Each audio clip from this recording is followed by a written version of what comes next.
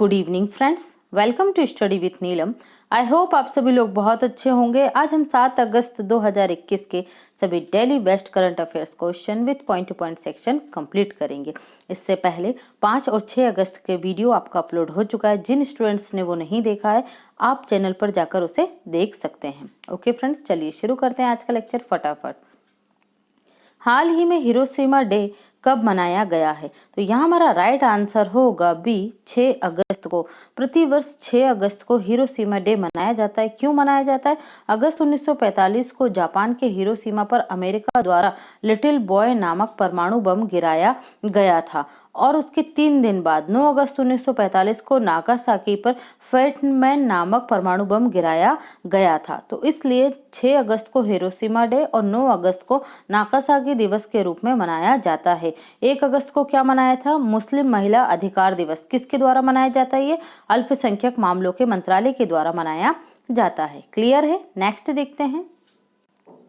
निम्नलिखित कथनों पर विचार कीजिए। स्वदेशी विमान वाहक पोत INS विक्रांत IAC-1 आत्मनिर्भर भारत का हिस्सा है। वर्तमान में भारत के पास केवल एक विमान वाहक पोत विक्रमादित्य है। इसका निर्माण मूल रूप से रूस में किया गया। निम्न उपरोक्त कथनों में से कौन सा कथन सत्य है?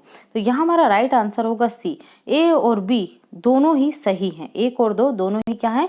सही हैं। भारत के पहले स्वदेशी विमान वाहक पोत का के तट पर समुद्री परीक्षण किया गया। कौन से के तट पर? कोच्चि के तट पर। ये कोशी नहीं है, कोच्चि है। कोच्चि केरल। कोच्चि के तट पर समुद्री परीक्षण किया गया। स्वदेशी विमान वाहक INS विक्रांत आत्मनिर्भर भारत का हिस्सा है। इसके 70% जो उपकरण है वो भारत में ही निर्मित किए गए हैं। इसके 70% उपकरणों के निर्माण का जो कार्य दिया गया था वो भारतीय कंपनियों को ही दिया गया था। इसकी कुल निर्माण लागत लगभग 23,000 करोड़ रुपए ही आई। और आप सोचिए 23,000 करोड़ रुपए में से 70% हमारे ही देश में गया है। और अगर हमें किसी और देश से ये विमान वाहक पोत खरीदना होता तो कितना बड़ा अमाउंट, लगभग 3 से 4 बिलियन हमें किसी और देश को देना होता। तो यही होती है स्वदेशी वस्तुओं के, स्वदेशी टेक्नोलॉजी के निर्माण से कि देश खुद से आत्मनिर्भर बनता है इस टेक्नोलॉजी के निर्माण में। वर्तमान में भारत के पास केवल एक विमान वाहक पोत विक्रमादित्य है। इसका निर्माण मूल रूप से रूस ने किया है। ठीक है, किसने किया था? रूस में किया गया था। क्लियर है? नेक्स्ट देखते हैं। निम्नलिखित कथनों में से सही कथन का चयन करें। खादी ग्रामोद्योग आयोग के विशिष्ट प्लास्टिक मिश्रित हाथ से बने कागज को अपशिष्ट प्लास्टिक को रिसाइकल करने के आविष्कार के लिए पैटर्न मिला है। ये राइट है। इस कागज को प्रोजेक्ट रीप्लान अर्थात प्रोजेक्ट रीप्लान मतलब रिड्यूसिंग प्लास्टिक फ्रॉम नेचर के तहत विकसित किया गया है।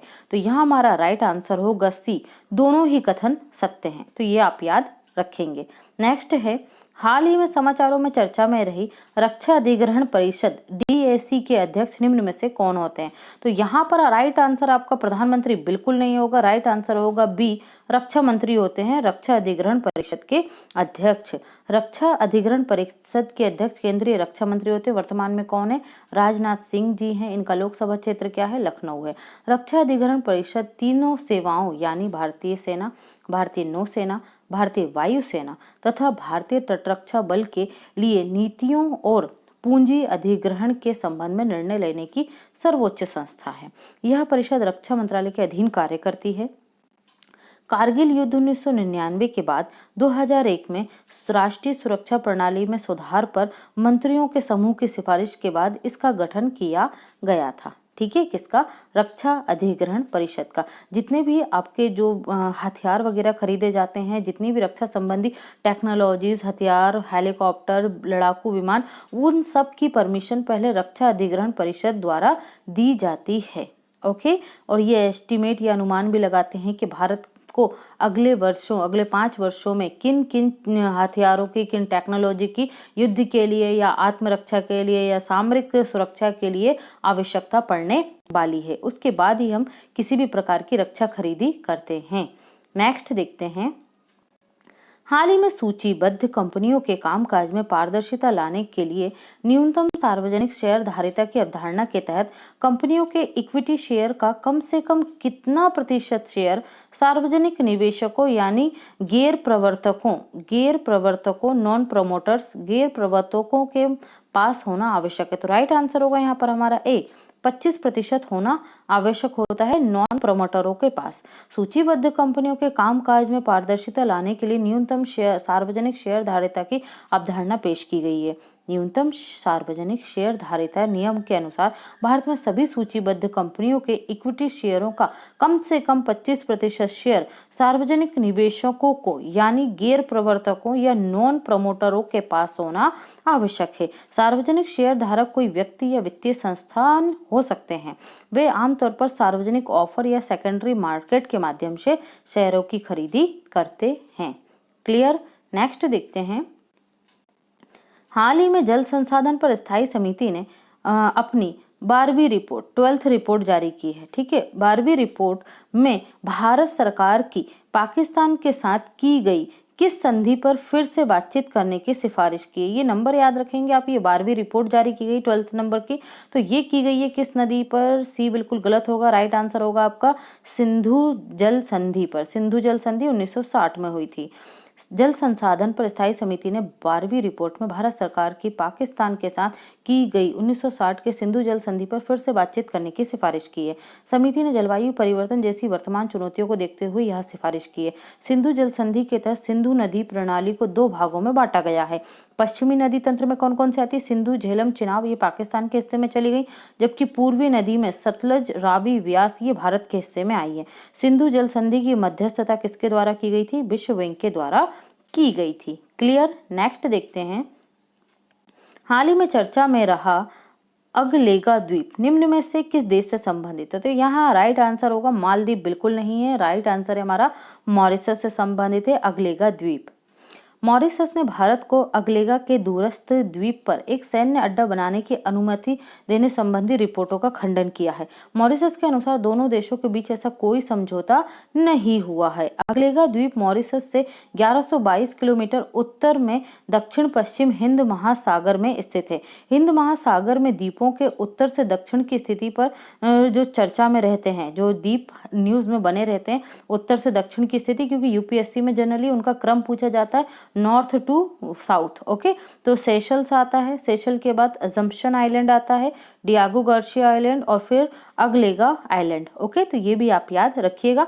आपके पास अगर एटलस है तो बहुत अच्छी बात है। आप अभी एटलस उठाकर इन द्वीपों को उसमें लोकेट कीजिए, जिससे आपके एटलस से जो मैपिंग है वो बहुत बेस्ट हो जाएगी। ओके फ्रेंड्स, नेक्स्ट देखते हैं। हाल ही में समाचारों में चर्चा में रहा रोहिणी आयोग निम्नलिखित में से किससे संबंधित है? तो यहाँ हमारा राइट आंसर होगा, ये बिल्कुल भी डी आंसर नहीं है। राइट आंसर होगा हमारा सी, अन्य पिछड़ा वर्ग आयोग से संबंधित है रोहिणी आयोग। केंद्र सरकार संसद के मौजूदा सत्र में पिछड़ी जातियों की पहचान करने की राज्यों की शक्ति को बहाल करने के लिए विधेयक पेश करेगी। राज्य क्या कर सकेंगे? स्वयं पहचान कर सकेंगे कि कौन सी जाति ओबीसी में आना चाहिए। रोहिणी आयोग अन्य पिछड़ा वर्ग के उपवर्गीकरण के लिए अक्टूबर 2017 में गठित किया गया था। इस आयोग का गठन संविधान के अनुच्छेद 340 के तहत किया गया था। मोस्ट इंपॉर्टेंट है, याद रखिएगा किस आर्टिकल के तहत? 340 के तहत। गठन के समय से अपनी रिपोर्ट जमा करने के लिए इसे 12 सप्ताह का समय दिया गया था। तो याद रखेंगे रोहिणी आयोग का संबंध ओबीसी से है। भारत में संसदीय विशेष अधिकार व्यक्तिगत और सामूहिक रूप से संसद सदस्यों को प्राप्त कुछ अधिकार और प्रतिरक्षाएं हैं। किस अनुच्छेद के तहत प्रदान किए गए हैं? तो यहाँ हमारा राइट आंसर होगा सी, नहीं होगा, ये होगा डी। ए और बी दोनों। संसद सदस्यों के लिए 105 और राज्य विधानसभा के सदस्यों के लिए 194 के तहत ये शक्तियां उन्हें दी गई हैं। संविधान के में संसद के लिए अनुच्छेद 105 और राज्य विधानसभाओं के लिए 194 में 2 विशेष अधिकार यानी संसद में बोलने की स्वतंत्रता और सदन की कार्यवाही को अवरुद्ध करने के अधिकार का उल्लेख है। भारत में संसदीय विशेष अधिकार व्यक्तिगत और सामूहिक रूप से संसद सदस्यों को प्राप्त कुछ अधिकार और प्रतिरक्षाएं हैं। यह विशेष अधिकार इसलिए दिए गए ताकि सदस्य अपने कार्यों का प्रभावी ढंग से निर्वहन कर सकें। जब इनमें से किसी भी अधिकार और प्रतिरक्षा के बोलने की तेजी की जाती है तो अपराध विशेष अधिकार का हनन होता है। ठीक है, क्या की जाती है? उल्लंघन किया जाता है, तो ये अपराध या विशेष अधिकार का हनन होता है। यह अपराध संसद के कानून के तहत दंडनीय होता है। आपने देखा होगा जो भी कोई सजा दी जाएगी वो संसद के कानून के तहत दी जाती है या विधानमंडल के अधीन। ठीक है, अध्यक्ष देते हैं। नेक्स्ट है लोकसभा के नियम पुस्तिका के अध्याय 20 का नियम क्रमांक 222 और राज्यसभा नियम पुस्तिका अध्याय 16 का नियम क्रमांक 186 विशेष अधिकार को नियंत्रित करता है। मतलब आपको विशेष अधिकार, इसका मतलब ये नहीं आप अध्यक्ष पर प्रतियां फाड़कर फेंकेंगे या उनके जो बेल होती है उसमें घुस जाएंगे, ठीक है, मतलब हाथापाई करेंगे, तो ये क्या है, नियंत्रित किया गया है। संविधान में संसद के अनुच्छेद 105 और राज्य विधानसभा के लिए अनुच्छेद 194 में दो विशेष अधिकार यानी संसद में बोलने की स्वतंत्रता और इसकी कार्यवाही के प्रकाशन का अधिकार का उल्लेख किया गया है। क्लियर? ओके फ्रेंड्स, अगर आप हमारे चैनल पर पहली बार आए तो फटाफट से हमारे चैनल को सब्सक्राइब कीजिए, बेल आइकन प्रेस करना बिल्कुल ना भूलें, जिससे सभी वीडियो के नोटिफिकेशन आपको सबसे पहले प्राप्त हो। कि जिस किसी स्टूडेंट्स को नोटिफिकेशन प्राप्त होने में प्रॉब्लम आ रही है तो वो टेलीग्राम पर जाकर सर्च कर सकते हैं स्टडी विथ नीलम ऑफिशियल। तो यहाँ पर आपको चैनल पर सबसे पहले वीडियो का नोटिफिकेशन के साथ ही पीडीएफ भी प्राप्त हो जाएगी। क्लियर है? अब देखते हैं हम point two point section. Sunscreen पर प्रतिबंध लगाने वाला पहला देश कौन सा बन गया है? तो ये थाईलैंड बन गया है। भूटान की मंगचेदू परियोजना को ब्रूनेल मेडल से सम्मानित किया गया। यह जल विद्युत परियोजना भारत की सहायता से भूटान में निर्मित की गई है। ब्रिटेन के इंस्टीट्यूट ऑफ सिविल इंजीनियरिंग के द्वारा ये पुरस्कार दिया गया है। ओके, याद रखिएगा, भूटान में है मंगचेदू परियोजना। लक्षद्वीप में मालदीव शैली के वाटर विला पर्यटन को बढ़ावा देने के लिए स्थापित किए जाएंगे। आपने देखा होगा मालदीव की वीडियोस वगैरह, जिसमें पानी के अंदर ही वो घर बने होते हैं जो पर्यटकों को बहुत ज्यादा आकर्षित करते हैं। तो इसी शैली पर लक्षद्वीप में भी बनाए जाएंगे। हाल ही में अलास्का में स्थित पावलोग ज्वालामुखी में विस्फोट हुआ है। पावलोग ज्वालामुखी कहाँ मिलेगा आपको देखने के लिए? अलास्का में मिलेगा। तो फ्रेंड्स, ये था आज का हमारा point two point section. I hope आपको वीडियो पसंद आएगी तो लाइक कीजिए, शेयर कीजिए, अपने स्टूडेंट्स जो ग्रुप है आपका उसमें वीडियो को जरूर शेयर कीजिए और चैनल को सब्सक्राइब करना मत भूलिए। Thanks for watching and take care.